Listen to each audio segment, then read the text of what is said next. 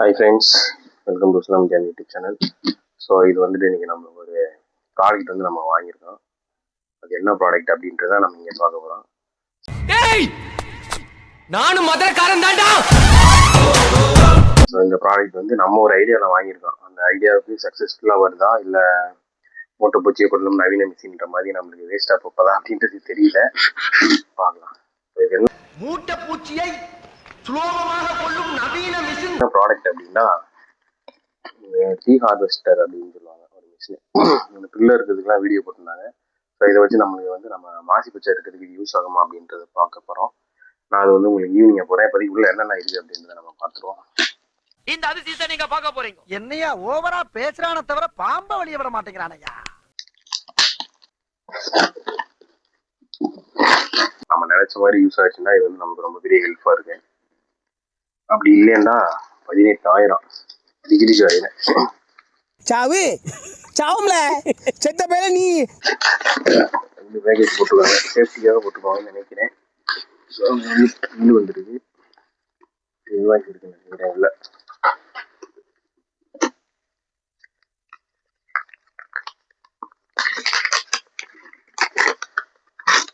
ஐயோ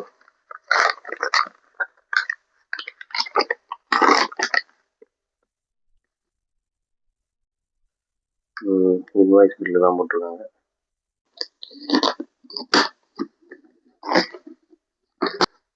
வந்துட்டு ஒரு சார்ஜர் கொடுத்துருக்காங்க. அதுக்கப்புறமா ஒரு டூல் கிட்டு, ஆயிலெலாம் போடணும் போகிறது ரெகுலராக. அதெல்லாம் நம்ம மெயின்டைன் பண்ணணும். ப்ளஸ் வந்துட்டு 2 பேட்ரி வந்துருக்கு.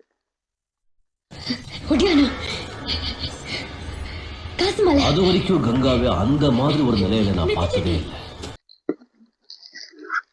இது 2 வந்து பேட்ரி. நாங்கள் நம்மளா போடக்கூட ஆடுது. இதுதான் அந்த மிஷின்.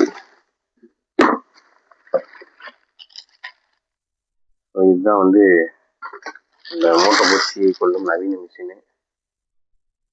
ஸோ பிளேடுக்கு வந்து ஒரு ப்ரொடக்டரோட வந்திருக்கு.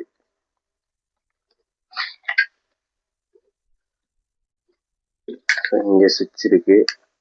இது வந்து லாக் பண்ணி அப்படியே அதை ஓட்டிக்கணும்னு நினைக்கிறேன். ஸோ இது வந்து நம்மளுக்கு ஸ்பீடு 3 ஸ்பீடு வேரியேஷன்ஸ் வரும்னு நினைக்கிறேன்.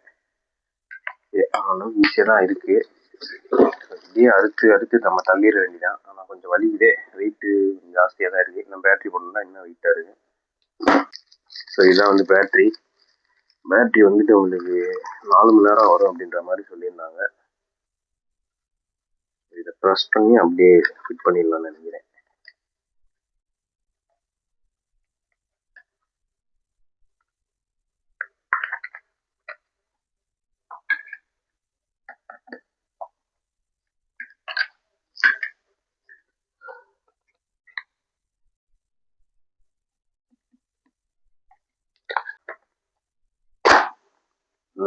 மாட்டியாச்சு.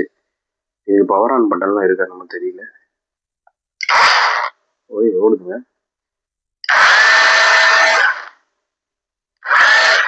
ஐயோ பயங்கரமா இருக்கே.